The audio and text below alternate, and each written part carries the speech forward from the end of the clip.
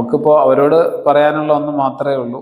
ഈ പിന്നെ അധികവും മെഡിസിൻ ഇങ്ങനെ ആഹാരം പോലെ കഴിക്കാതെ ആഹാരം എന്ത് ചെയ്യുക, മെഡിസിൻ അതായത് അതൊരു നല്ല ആഹാരം ഇത് കഴിക്കുക എന്നുള്ളതാണ്. അതായത് മരുന്നുകള് ഭക്ഷണം പോലെ കഴിക്കാതെ മരുന്ന് പോലെ ഈ ഒരു തിയറിയിലേക്ക് വന്നു കഴിഞ്ഞാൽ നമുക്കെല്ലാം രക്ഷപ്പെടാനും രോഗങ്ങളിൽ നിന്ന് ഇപ്പൊ രോഗം മിക്കുള്ള എല്ലാ കമ്പനികളും ഇപ്പം നമ്മൾ യൂട്യൂബ് എടുത്താലും മറ്റുള്ള ഫേസ്ബുക്കിൽ എന്തിൽ പോയാലും എല്ലാം ഇപ്പം ഒരുപാട് മെഡിസിൻ ഇങ്ങനെ പറയുന്നുണ്ട്. അങ്ങനെ മറ്റേ ഒരു ഐറ്റം കോഫികളും പിന്നെ പല ഐറ്റംസ് ജ്യൂസുകളും ഒറ്റമൂലികളും ഒക്കെ പറയുന്നുണ്ട്. പക്ഷെ ഇതൊന്നും അത് കുടിക്കുന്ന സമയങ്ങളിൽ ആൾക്കാർക്ക് ഒരു ശമനം ഉണ്ടാവും, കഴിയുമ്പം മറ്റതങ്ങ് മാറും. ഇതങ്ങനെയല്ല. ഇതെന്ന് പറഞ്ഞാൽ പിന്നെ നമുക്ക് മറ്റ് മെഡിസിൻ ഒന്നും ഇല്ലല്ലോ. ഇത് ആഹാരങ്ങൾ നിങ്ങൾ കഴിക്കേണ്ട രൂപങ്ങളെ കുറിച്ച് പഠിപ്പിച്ചു വന്നപ്പോൾ അതനുസരിച്ച് നമ്മൾ ആഹാരം കഴിച്ചു തുടങ്ങിയപ്പോൾ നമുക്കുണ്ടാകുന്ന മാറ്റങ്ങൾ അത് എന്നേക്കും ഉള്ളതാണെന്നുള്ളതാണ് നമ്മുടെ ഒരു വിശ്വാസം. കുറച്ച് ദിവസത്തെ ചികിത്സ പൂർത്തിയാക്കി സ്വദേശമായ കൊല്ലത്തേക്ക് മടങ്ങാനിരിക്കുന്ന സയ്യിദ് അബ്ദുറഹ്മാൻ ബാഫക്കി തങ്ങൾ കൊല്ലം ജില്ലാ സ്വദേശിയാണ്.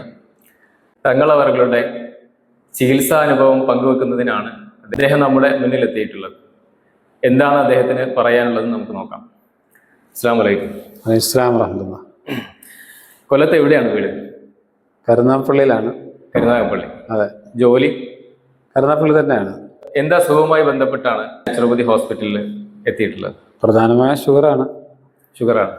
ഷുഗർ എത്ര നാളായിട്ടുണ്ട്? ഇപ്പോൾ ഒരു 10 വർഷം. 10 വർഷമായിട്ട്. 10 വർഷമായിട്ട് എന്തൊക്കെ ചികിത്സകളാണ് ഇതിനു വേണ്ടി ചെയ്തിട്ടുള്ളത്? ചികിത്സ അലോപ്പതിയാണ്. പിന്നെ അല്ല വേറെ ചികിത്സകളും ഒന്നും ചെയ്തിട്ടില്ല. മരുന്നുകൾ നിരന്തരമായി 10 വർഷമായിട്ട് മരുന്ന് കഴിച്ചു വരുന്നുണ്ട്. ഹോമിയോ ചെയ്യുന്നുണ്ട്. ഹോമിയോയും ചെയ്തിരുന്നു അതിനിടയ്ക്ക്. ഓക്കെ. എന്നിട്ട് ആ കാലയളവിൽ പ്രമേഹത്തിന് അല്ലെങ്കിൽ അനുബന്ധമായ പ്രശ്നങ്ങൾക്ക് പരിഹാരം ഉണ്ടായിരുന്നു, അല്ലെങ്കിൽ രോഗങ്ങൾ വർദ്ധിക്കുക? പരിഹാരം എന്ന് പറയാനൊന്നുമില്ല. അറിയാം, അങ്ങനെ മരുന്ന് കഴിക്കുക, അപ്പം ആ ഒരു ഇതിൽ പറയുക, മരുന്ന് കഴിക്കാതിരിക്കുമ്പോൾ കൂടുക, അതൊക്കെ തന്നെ അങ്ങനെയുള്ളൂ. അപ്പൊ അല്ലാതെ നമ്മള് കുറച്ച് ദിവസം മരുന്ന് കഴിക്കാതിരുന്നാൽ പ്രശ്നങ്ങളാണ്. ഇപ്പൊ നമ്മൾ 5 ദിവസത്തെ മെഡിക്കൽ ക്യാമ്പിൽ പങ്കെടുക്കുകയും ഈ ക്യാമ്പിൽ പങ്കെടുത്തതിന് ശേഷം നിങ്ങൾക്കുണ്ടായിട്ടുള്ള അനുഭവങ്ങൾ ഒന്ന് പങ്കുവെക്കാമോ? അനുഭവങ്ങളെന്ന് പറഞ്ഞാൽ അൽഹംദുലില്ലാഹ് നമ്മളിപ്പം ഒരു സാധാരണ മെഡിസിൻ കഴിക്കുന്നു, ഭക്ഷണം ആവശ്യം പോലെ കഴിക്കുന്നു. അപ്പോൾ ആ ഭക്ഷണം കഴിക്കുന്നതനുസരിച്ചുള്ള ഒരു ശാരീരിക ക്ഷീണങ്ങളും അസ്വസ്ഥതകളും ഇടയ്ക്ക് ഉണ്ടായിരുന്നല്ലോ. ഇവിടെ വന്നപ്പോൾ ആ ഒരു ഭക്ഷണ നിയന്ത്രണം ഒരു വലിയ ഒരു ആദ്യമൊക്കെ ഒരു ചെറിയ ഒരു ബുദ്ധിമുട്ട് പോലെ തോന്നിയെങ്കിലും പിന്നെ അൽഹംദുലില്ലാഹ് നമുക്ക് വിഷമങ്ങളില്ലാതെ വലിയ സന്തോഷം, ഹാപ്പി ആയിട്ടാണ് ഇപ്പോൾ ഉള്ളത്. കാരണം എന്ന് പറഞ്ഞാൽ നമ്മൾ ആ ഫുഡ് കഴിക്കുമ്പോൾ ഉണ്ടാകുന്ന ക്ഷീണവും അങ്ങനെയുള്ള വിഷമങ്ങളൊന്നും ഫുഡ് നിയന്ത്രിച്ചപ്പോൾ ഇല്ല എന്നുള്ളതാണ്. ഭക്ഷണം ശരിക്കും നിയന്ത്രിക്കുകയാണോ അല്ലെങ്കിൽ ശരിയായ രീതിയിൽ ഭക്ഷണം കഴിക്കാൻ പഠിക്കുകയാണോ ചെയ്തത്? പഠിക്കണം. നിയന്ത്രണം എന്നുള്ള വാക്ക് ശരിക്കും തെറ്റായിട്ടുള്ള ഒരു വാക്കാണ്, എല്ലാവരും ഉപയോഗിക്കുന്നതാണ്. ഭക്ഷണ നിയന്ത്രണം എന്ന് പറയും. ശരിക്കും നിയന്ത്രണമല്ല, ശരിയായ രീതിയിൽ ഭക്ഷണം കഴിക്കാൻ പഠിക്കുക എന്നുള്ളതാണ്. അങ്ങനെയല്ലേ ഇവിടുന്ന് പഠിച്ചത്? അതല്ലേ തോന്നിയിട്ടുള്ളത്? അങ്ങനെയാണ്. അപ്പൊ ശരിയായ രീതിയിൽ ഭക്ഷണവും വെള്ളവും അതുപോലെ ഉറക്കം എന്നീ കാര്യങ്ങൾ കൃത്യപ്പെടുത്തി ശരിയായ ഉറക്കം സാധാരണ നമ്മളങ്ങനെ ഉറങ്ങുന്ന നമുക്ക് ഒരു 11 മണി 12 മണിയൊക്കെ അങ്ങനെ തോന്നുന്നു. പക്ഷെ ഇപ്പോഴുള്ള ശരിയായ ഉറക്കവും അതുപോലെ ഭക്ഷണത്തിന്റെ ശരിയായ പഠനവും എല്ലാം നമുക്ക് റാഹത്ത് നിന്നുണ്ടല്ലോ അൽഹംദുലില്ലാഹ്. അപ്പൊ നേരത്തെ മരുന്ന് നിരന്തരമായി കഴിക്കുകയും അതോടൊപ്പം ജീവിതശൈലിയോ ഭക്ഷണ രീതികളോ ഒന്നും തന്നെ പരിഗണിക്കാതെ ചികിത്സിച്ചിരുന്ന ഒരു സമയത്തും ഇപ്പോൾ ആവശ്യത്തിനുള്ള ഭക്ഷണങ്ങൾ കഴിച്ചുകൊണ്ട് തന്നെ നമ്മുടെ ചികിത്സ എടുത്തപ്പോൾ നേരത്തെ മരുന്ന് ചികിത്സ നടത്തിയിരുന്ന സമയത്ത് ഉണ്ടായതിനേക്കാൾ എന്താണ് പ്രത്യേകമായിട്ട് ഒരു മാറ്റം ഉണ്ടായിട്ടുള്ളത്? പ്രത്യേകത എന്ന് പറഞ്ഞാൽ ഇപ്പം പിന്നെ 4 ദിവസം കൊണ്ടുള്ള ഒരു അനുഭവത്തിലൂടെ അൽഹംദുലില്ലാഹ് കുറച്ച് വ്യത്യാസങ്ങളുണ്ട്. മെയിനായിട്ട് മാനസികമായ ഒരു സന്തോഷം കിട്ടും. ശാരീരികമായിട്ട് അതെ അസ്വസ്ഥകളും ഇപ്പൊ വരുമ്പോ ഈ പ്രമേഹം എന്നുള്ളതിനപ്പുറം ശാരീരികമായി എന്തെല്ലാം ബുദ്ധിമുട്ടുകൾ അനുഭവിക്കുന്നത് എന്തൊക്കെ ഉണ്ടായിരുന്നു? അല്ല അങ്ങനെ എന്ന് പറഞ്ഞാല് ചെറിയ ഒരു ക്ഷീണങ്ങളും ഒരു ഇതൊക്കെ ഉണ്ടായിരുന്നു. അതൊക്കെ ഇപ്പം മാറ്റമുണ്ട്. അതിനെല്ലാം മാറ്റമുണ്ട്. ഓക്കെ. അപ്പോൾ നമ്മൾ ഈ 5 ദിവസത്തെ പ്രമേഹ രോഗ ചികിത്സാ ക്യാമ്പിൽ പങ്കെടുത്തതിൽ ഉപകാരപ്പെട്ടു. ഇനിയും പങ്കെടുക്കണമെന്നാണ്. കുറച്ച് ദിവസം കൂടെ മുന്നിലോട്ട് പോകണം. പെരുന്നാളൊക്കെ ആയതുകൊണ്ട് നിർത്തിയിട്ട് പോവാന്നുള്ളതാണ്. കുറെ കൂടെ ദിവസം നിൽക്കാൻ ആഗ്രഹം ഉണ്ടായിരുന്നു.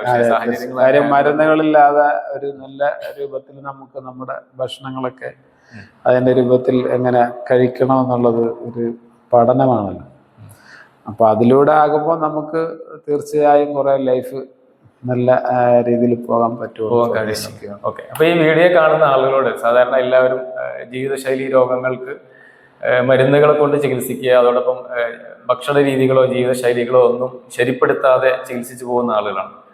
എന്നിട്ടും രോഗങ്ങൾക്ക് മാറ്റമൊന്നുമില്ലാതെ മരണം വരെ മരുന്ന് കഴിക്കുക എന്നുള്ള ഒരു ശീലത്തിലാണ് എല്ലാവരും പോകുന്നത്. അത്തരം ആളുകളോട് എന്താണ് തങ്ങളുടെ ഈ ചികിത്സാ അനുഭവത്തിൽ നിന്ന് അവർക്ക് കൊടുക്കാനുള്ള സന്ദേശം എന്താണ്? സന്ദേശം എന്ന് പറഞ്ഞാൽ നമുക്ക്, അതായത് ഇപ്പം ഡോക്ടർ തന്ന കുറെ ക്ലാസ്സുകളിൽ ഞങ്ങൾക്ക് ഏറ്റവും കൂടുതൽ ഞങ്ങളെ കൂടുതൽ ചിന്തിപ്പിച്ചതെന്ന് പറഞ്ഞാൽ, നമുക്കിപ്പോൾ അവരോട് പറയാനുള്ള ഒന്ന് മാത്രമേ ഉള്ളൂ. ഈ പിന്നെ അധികവും മെഡിസിൻ ഇങ്ങനെ ആഹാരം പോലെ കഴിക്കാതെ ആഹാരം എന്ത് ചെയ്യുക, മെഡിസിൻ, അതായത് അതൊരു നല്ല ആഹാരം ഇത് കഴിക്കുക എന്നുള്ളതാണ്. അതായത് മരുന്നുകള് ഭക്ഷണം പോലെ കഴിക്കാതെ മരുന്ന് പോലെ ഈ ഒരു തിയറിയിലേക്ക് വന്നു കഴിഞ്ഞാൽ നമുക്കെല്ലാം രക്ഷപ്പെടാനും രോഗങ്ങളിൽ നിന്ന്, ഇപ്പൊ രോഗം മിക്കുള്ള എല്ലാ കമ്പനികളും ഇപ്പം നമ്മൾ യൂട്യൂബ് എടുത്താലും മറ്റുള്ള ഫേസ്ബുക്കിൽ എന്തിൽ പോയാലും ഇപ്പം ഒരുപാട് മെഡിസിൻ ഇങ്ങനെ പറയുന്നുണ്ട്. അങ്ങനെ മറ്റേ ഒരു ഐറ്റം കോഫികളും പിന്നെ പല ഐറ്റംസ് ജ്യൂസുകളും ഒറ്റമൂലികളും ഒക്കെ പറയുന്നുണ്ട്. പക്ഷെ ഇതൊന്നും, അത് കുടിക്കുന്ന സമയങ്ങളിൽ ആൾക്കാർക്ക് ഒരു ശമനം ഉണ്ടാവും, കഴിയുമ്പം മറ്റേതങ്ങ് മാറി. ഇതങ്ങനെയല്ല. ഇതെന്ന് പറഞ്ഞാൽ പിന്നെ നമുക്ക് മറ്റ് മെഡിസിൻ ഒന്നും ഇല്ലല്ലോ. ഇത് ആഹാരങ്ങൾ നിങ്ങൾ കഴിക്കേണ്ട രൂപങ്ങളെ കുറിച്ച് പഠിപ്പിച്ചു വന്നപ്പോൾ അതനുസരിച്ച് നമ്മൾ ആഹാരം കഴിച്ചു തുടങ്ങിയപ്പോൾ നമുക്കുണ്ടാകുന്ന മാറ്റങ്ങൾ അത് എന്നേക്കും ഉള്ളതാണെന്നുള്ളതാണ് നമ്മുടെ ഒരു വിശ്വാസം. അതായത് സ്ഥിരമായ പെർമനന്റ് ആയിട്ടുള്ള ഒരു സൊല്യൂഷനിലേക്ക് എത്തിപ്പെടും എന്നുള്ളതാണ്. അതെ, അങ്ങനെ എത്തിപ്പെടും. അതോടൊപ്പം മറ്റൊരു കാര്യം ചോദിക്കാനുള്ളത്, എല്ലാവരും ജീവിതശൈലി രോഗങ്ങളാവട്ടെ മറ്റു രോഗങ്ങളാവട്ടെ നിരന്തരമായി മരുന്ന് കഴിച്ച് എല്ലാ ചികിത്സകളും അവസാനിപ്പിച്ച് അവസാനമാണ്, യാതൊരു നിവൃത്തിയും ഇല്ലാതെയാണ് ഇത്തരത്തിലുള്ള ചികിത്സയിലേക്ക്, നാച്ചുറോപ്പതി പോലെയുള്ള ചികിത്സയിലേക്ക് എത്തിപ്പെടുക.